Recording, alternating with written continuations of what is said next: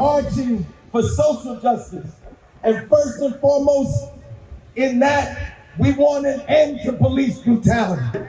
And the best antidote to police brutality is community control of the police. We call on the legislature to pass the Police Review Board bill with subpoena powers. Pass it now, pass it today.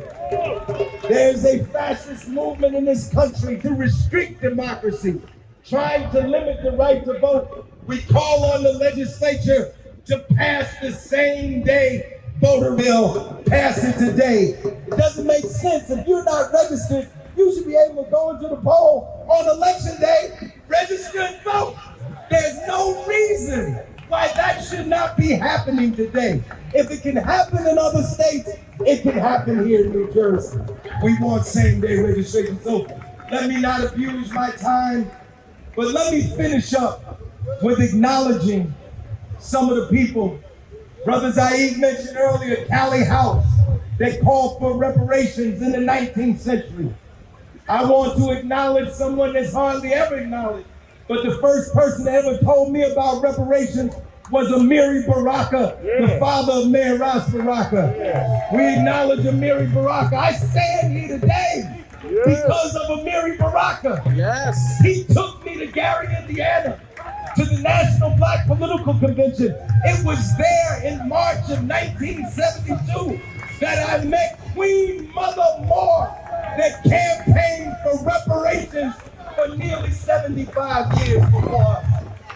After the anti-apartheid movement, there was a fellow named Randall Robinson who in the early 1990s, he was the head of Trans-Africa. And when he left the anti-apartheid movement, he restarted the effort toward reparations. He wrote a book called The Debt. All of you should read it. I want to acknowledge Randall Robinson. I want to acknowledge NCOBRA that has fought for decades for reparations. I want to acknowledge the Institute of the Black World of the 21st century that has fought for decades for reparations. And let me end by saying I want to acknowledge the December 12th movement, from whom I got this slogan. They stole us. They sold us. They owe us. Say it. They stole us. They sold us. They owe us. Reparations now. Right. In this state altogether.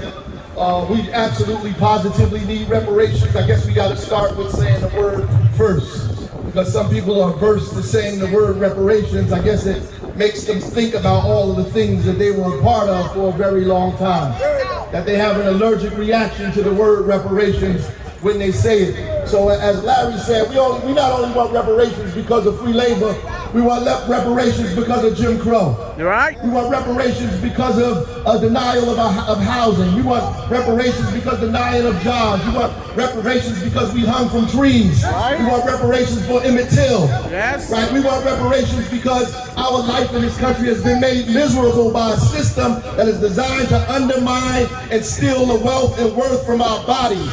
We need reparations now. It is only the right and fair thing to do. Reparations is absolutely, positively what we need. It is not just equal justice. Equal justice is democracy, and everybody needs that. Everybody has a right to a job. Everybody has a right to health care. Everybody has a right to housing. Everybody has a right to education. And democracy should see that that happens. But reparations is a deliberate and intentional response to deliberate and intentional oppression that was done in this country by people on purpose, based on our race and nationality. We want reparations because Justice Taney said that we had no rights that they were bound to respect in 1857. We want reparations because in Plessy versus Ferguson in 1896, they said we could be separate but equal at the same time. We want reparations. We want reparations for all of the mothers who had to travel in the 20s and the 30s and the 40s to flee oppression and white supremacy to get here to these cities just to meet it again. We want reparations for all of the soldiers that fought in World War II to make the world safe for democracy, only to come home and not find democracy made safe for them. We want reparations because we chased fascists out of Germany only to elect them in the Oval Office here in Washington, D.C.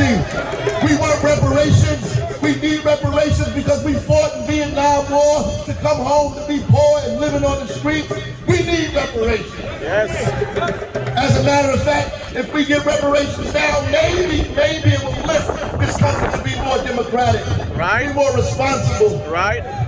to be more inclusive. Right. Maybe it'll allow us to go through this kind of catharsis that we need to go through to deal with the relationships that we have that we refuse to deal with. Right. Deal with racism and white supremacy that Right. we hide over and over and over again. We need reparations. Yes. Yes. Lastly, you should just be happy we here. Right. You should just be happy we still believe, we still trust, we Yes. still vote, we still participate, we still love America more than anybody else. Yes. We give our lives for this country overseas, Right. and even on the police forces in this country. Right.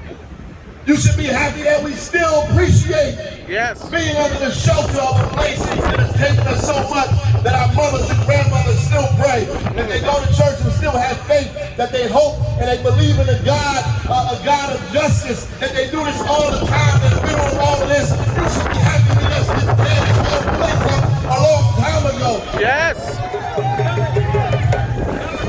That we still run from hell, we still fight each other over menial and crazy things. Still, you should be happy about that.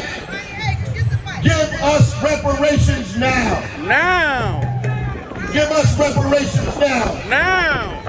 So the legislature, the governor, and everybody else, we need y'all to say reparations.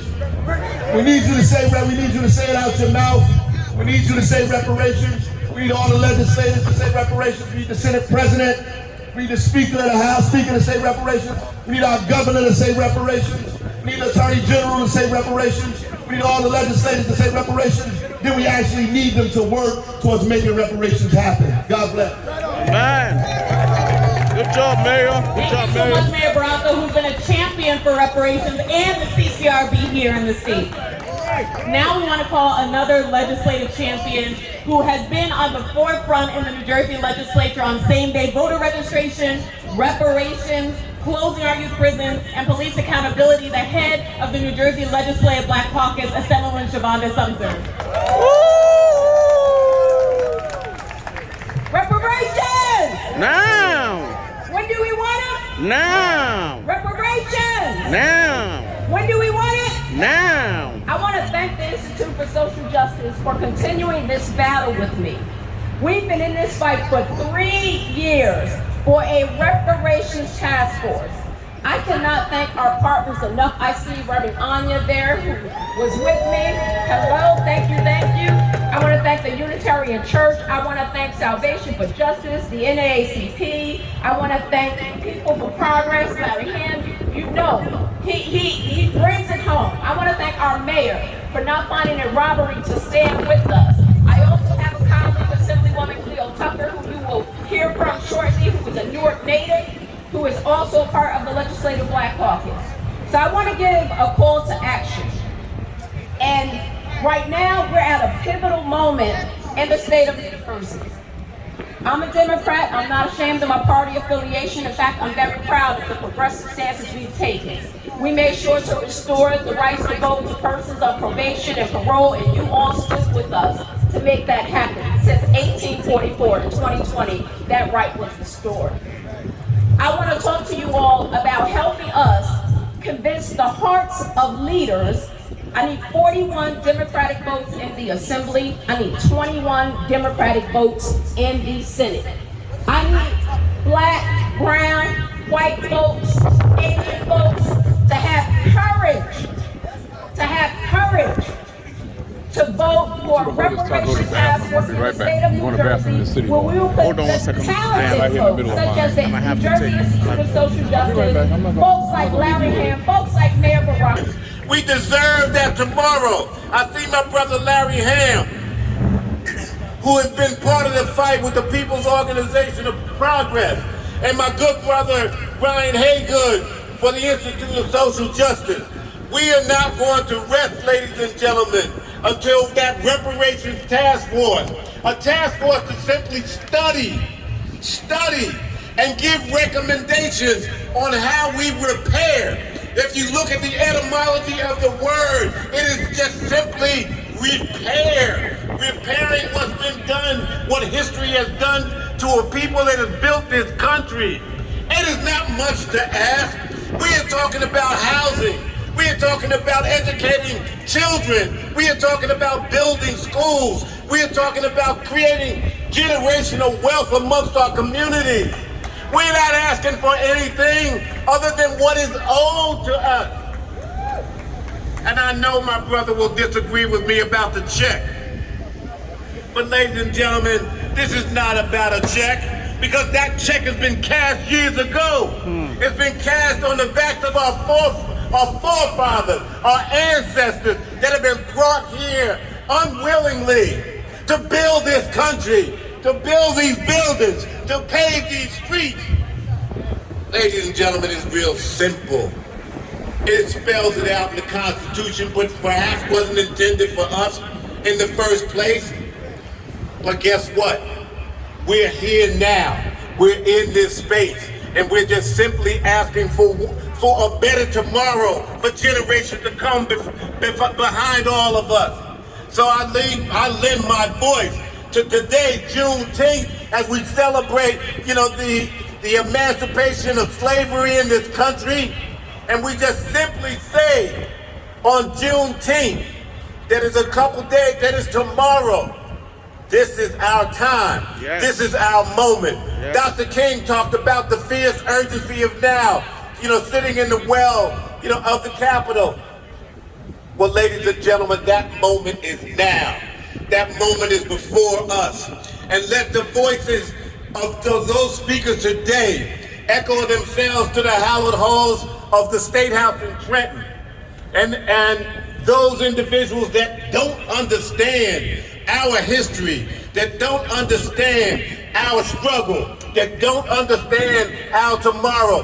This is the education for you. This is the education for them. And we will not stop until we get that task force and we're able to lock in on tomorrow. God bless you all. Let's keep up the fight. Power to the people. Yes. Happy Juneteenth, everybody. Thank you. Is go on your website of every elected official in the state of New Jersey, and I want you to text, email, and phone call every office in the State House in New Jersey and tell them we want reparations now. Right. And if you could do that, I know it's going to be possible, because when they want something done, this is what they do. And we have to follow the same protocol as everybody else. We want reparations, we want it now, and we need your help to get it through. So don't forget to look up every New Jersey elected official in the state of New Jersey. Email, text, call, and tell them we want reparations when we want it, and we want it now. Right. Reparations now.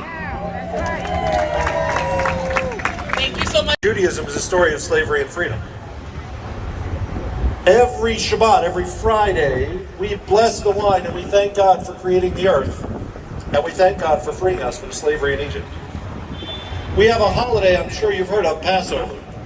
Comes up every year. And the center of that holiday is we are supposed to tell ourselves that we were once slaves. Not because we have to remember how bad it was for us, but because there are people in slavery all over the world. Yes. I do not understand why this country cannot do the same thing and tell its own story of slavery. Slavery is a horrible thing to happen to people, and shoving it under the rug and forgetting about it is no way to confront our history. It's no way to be honest. It's no way to live. This goal of reparations, it's great to have a wealth disparity task force to talk about some of the results, but why aren't they saying the word?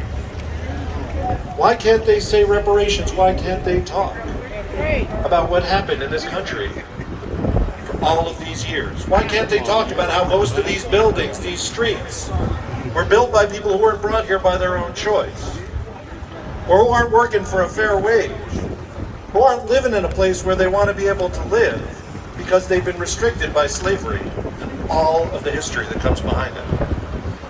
So we're here to say it and tell the history. We're here to say reparations. Now. Reparations. Now. For truth. Reparations. Yes. For justice. Yes. Reparations. We need to be honest about who we are in this country and how we were built. And if that's a little painful for some people who sit in their houses and sit in their fancy chairs, and tough luck. We got to do the truth here. Right. For my people, we tell this story every year about freedom. We're telling this story. This day is the Passover for African Americans. Happy Juneteenth. Happy day of truth. Right. Happy day of liberation. Mm-hmm. And happy day of reparations. Thank you.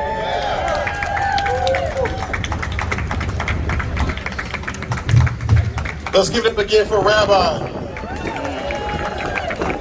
So this is our way, 50 organizations strong, of not just commemorating Juneteenth, but making the fight, the ongoing fight for freedom real.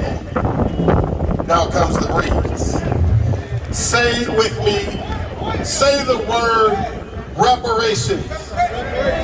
Say the word.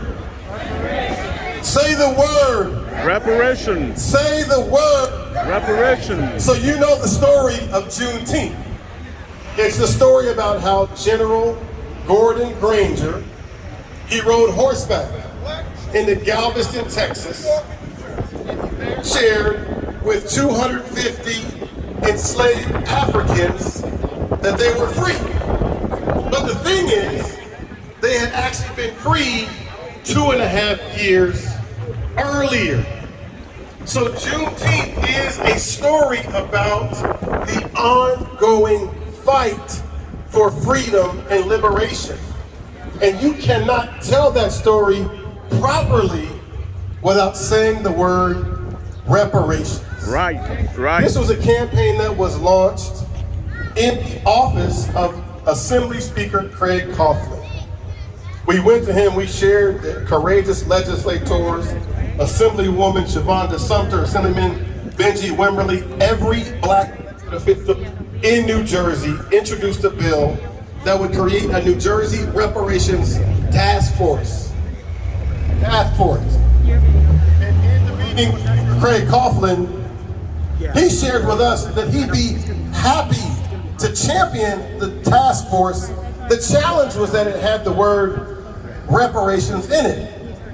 And he said, you know, you all, Ryan, you all, I support the task force. The thing is, the word reparations, it unsettles people. It makes them feel uncomfortable. And we said back to him, we're asking you for a task force That's the concession we're making. If we're gonna make a concession, we need to be clear about what we're doing. He said, well, Ryan, you could call it anything, and I would support it. You could call it a racial equity task force. You could call it a housing task force. You could even call it a Black Lives Matter task force. But the word reparations, it just hurts. And we said back to him, we are in your office today, Speaker Craig Coughlin, launching a campaign, Baba Zaid, calling Say the Word Reparations. And here's the thing, bill was introduced in New Jersey. We were the first state to introduce the bill. First state. California was inspired by us. They introduced a similar bill. 3 months later, they passed it, and the task force has met twice. We need to be clear to say the word reparations here in New Jersey. And the only impediment is your elected officials. So please don't leave today without using our tool, 400yearsnj.org. You can communicate with your legislator, make sure they support and will pass this legislation and get it to the governor's desk. Look, the truth is, we're in a state that is one of the most racially diverse states in the country. We will soon be a majority people of color state.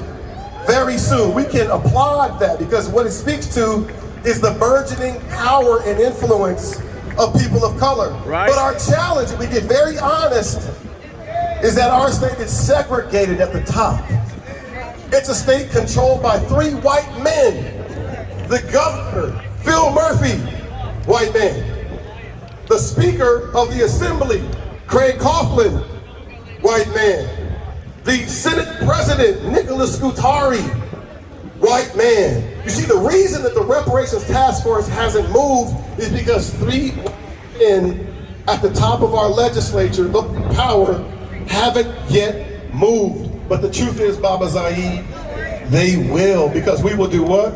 He said we will move their behinds. I'm editing for Baba Zaid. We will move their behinds. We'll hold them accountable to pass the New Jersey Reparations Task Force, Brother Mark, to pass same-day voter registration, to finally end our shameful youth incarceration system, to close youth prisons, reinvest $609,000 we used to incarcerate kids back into communities to empower our communities. Say the word reparations.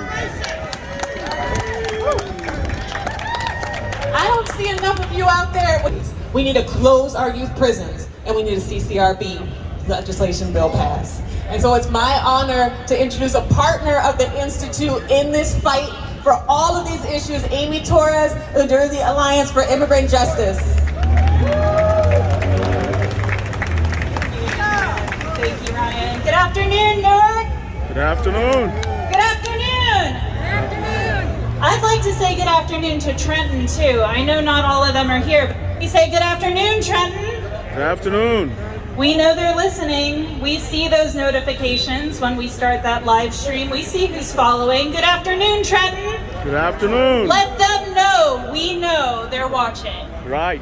My name is Amy Torres. I'm with New Jersey Alliance for Immigrant Justice. We are the largest immigration coalition in the state, spanning over 50 member organizations that fight for policies to empower and protect immigrants. Now, folks might be asking, what is an immigrants' rights group doing at a Juneteenth rally? So let's be clear. There is no immigrant justice without Black justice. There is no immigrant justice without Black justice. To tell the truth, I struggled a little bit with preparing my remarks today. So there's 3 things I want to talk about. 1 is what we do and why we're here. 2 is words and why they matter. And then 3 is where we go from here. So there is no immigrant justice without Black justice. For the last 2 years, the Alliance has been fighting tooth and nail for excluded families who were left out of federal pandemic relief. We have been fighting to ban immigrant detention and kick the ICE jails out of New Jersey. And we have made progress in those battles, but how can we fight for economic relief if we don't yet have reparations for Black New Jerseyans? How can we fight to close our jails when there are kids in prisons in New Jersey? We refuse to celebrate any one of us being free until we are all free, until we all receive justice, until we all receive reparations. That is why we're here, because there is no immigrant justice without Black justice. Now, the second reason that I struggled with remarks today is that words matter a lot. And I know that together we're saying the word, what? Say the word? Reparation. But there's another term that I have been struggling to say recently, and that word is white supremacy. I struggle with this word because this term used to strike fear, sorrow, terror in my heart.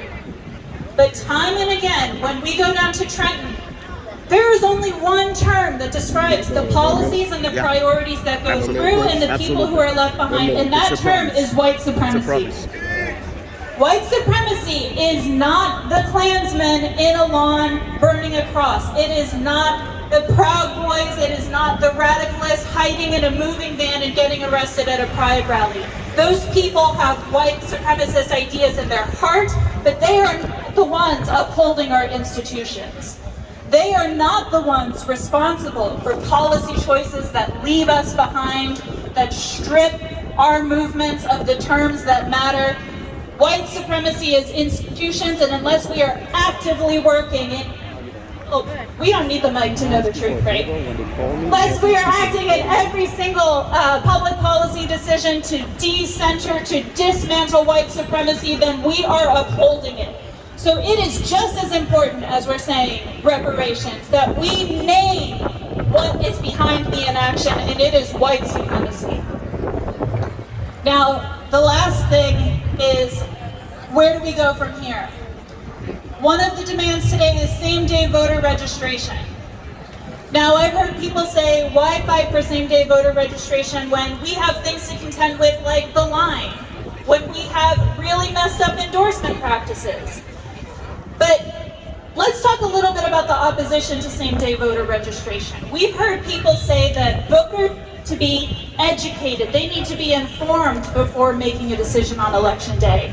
And those sentiments remind me of the very same things that lawmakers in Georgia, lawmakers in Texas, and lawmakers in Florida say when they're passing voter suppression laws.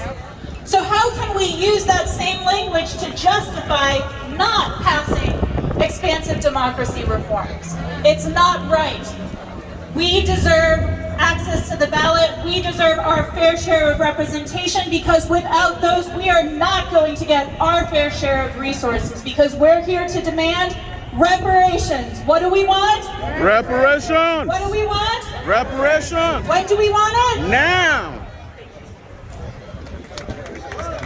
So we have 3 more speakers. So hang in there for just a little bit longer. Make sure to use your palm cards and make sure that the legislature hears us today. So now I'd like to invite up Reverend Dr. Prince Adekoya of the African Diaspora for Justice. Thank you so much to all the city officials, and most especially the mayor of the city of Newark, Mayor Ras J, Baraka, and all the state officials.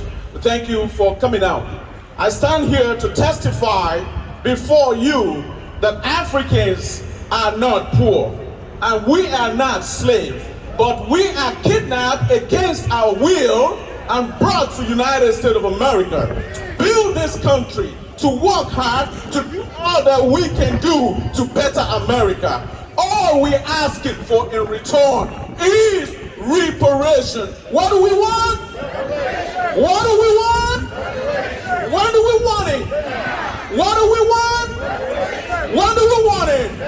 Thank you all for supporting. The PAN card in your hand. Scan the PAN card. Call your elected official. Stand up for reparation because we deserve it. Not only because we want it, because we deserve it. And where I'm tasking right now, I'm not trying to put anyone on the spot, but I am calling our own Congressman, Donald Perry Jr., to help us move this forward. Thank you so much, and the good Lord bless you. I am Prince Adekoya, African Diaspora for Justice. Thank you. As he acknowledged him, please help me welcome to Congressman Donald Payne. Thank you, thank you. Waiting a long time. Yes. And to the Prince, You don't have to call me to come up. I've been at this a long time. God bless you. A long time. Let me just say, I want to thank a brother who has stood in the gap on this issue, has never wavered, has taken on the New Jersey state legislators, who has taken on the governor to ask him questions that need to be asked. We are in a situation where we have a great history in this country, and we're just asking for our just due. We're just asking for our just due. Right. Because you look around this nation and you see the incredible wealth that has been created in this nation. If you don't have to pay the workers, everything is profit. Right. If you don't have to pay the workers, everything is profit. So this country has benefited for quite some time from not having to pay the workers. It's time to pay the workers. Right. You've done all right. You're sitting in your lofty mansions. Now break off a piece for the people that got you there. Right. Break off a piece for the people that got you there. Right. And so I'm just delighted. And just so you know, everybody says, well, what does Congress do? Look up, all of y'all got Google. Look up HR 40. HR 40.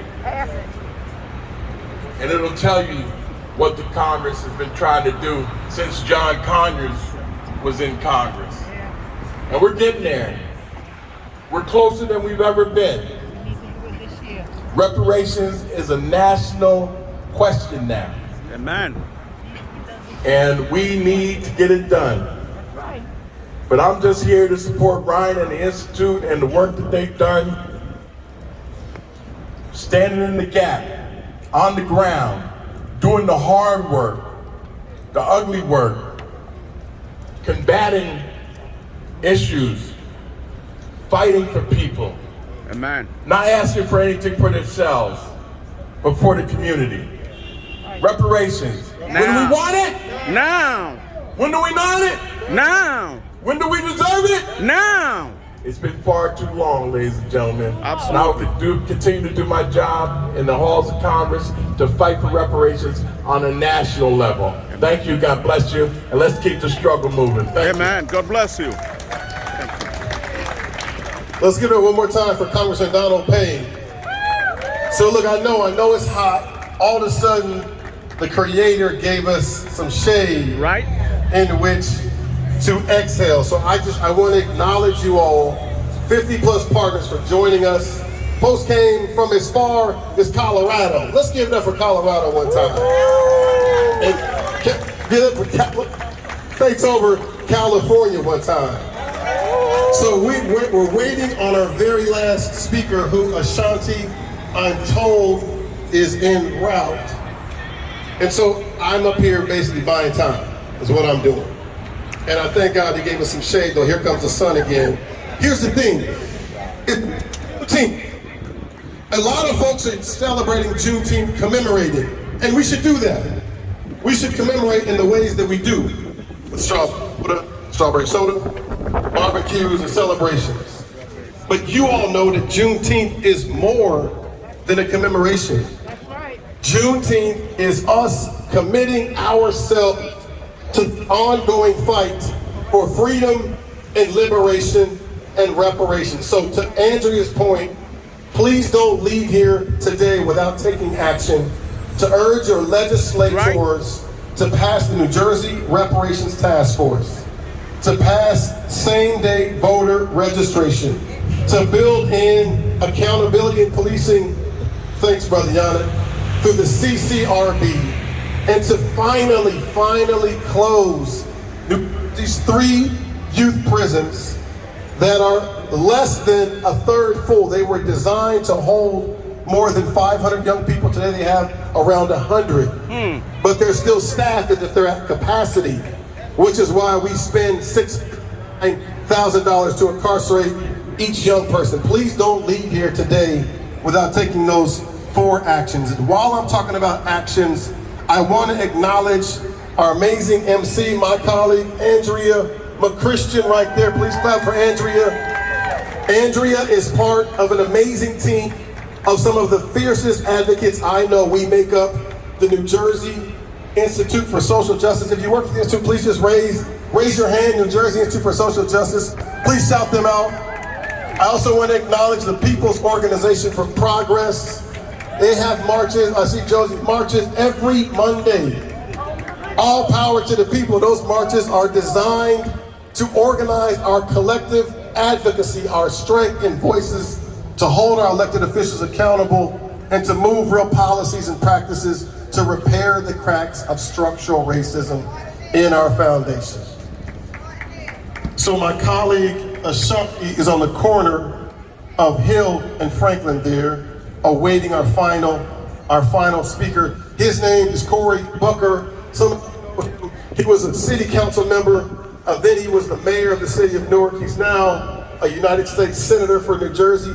Cory Booker was actually the first lawyer to work at the Institute for Social Justice when we were founded 21 years ago, and he's on his way here to send us home on this mighty, mighty Juneteenth. So I'm gonna pause.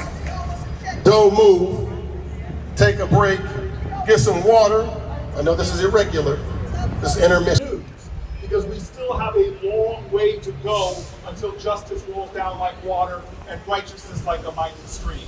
We know how fragile this democracy is. We know the powers of hate and the powers of division are not far behind us right now. As we see from a January 6th, we know that what we have is not secure, that every generation must work to advance the cause of our country, lest we slip backwards. And we know when it comes to voting rights, when it comes to LGBTQ rights, when it comes to women's rights, that we are seeing people who are trying to roll us backwards. So today has got to be a day that we shout freedom again. We shout it with our words, but we also show with our actions that we are committed to the cause of our country and that we are committed to freedom. So that one day we can finally say that this is a nation of liberty and justice for all, free at last, thank God Almighty, this country, for all of its people, are free at last. Thank you.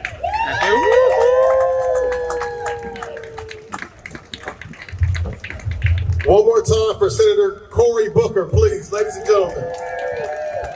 I want to thank you again for joining us, not just to commemorate Juneteenth, but to join the ongoing fight for freedom, liberation, and reparations. One more time, say the word.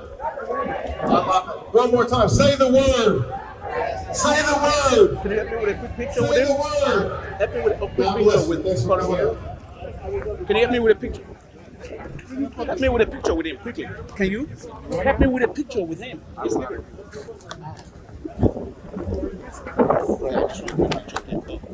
Do what you do. I'm setting up. Quick picture with him. Make sure you do my. Yes.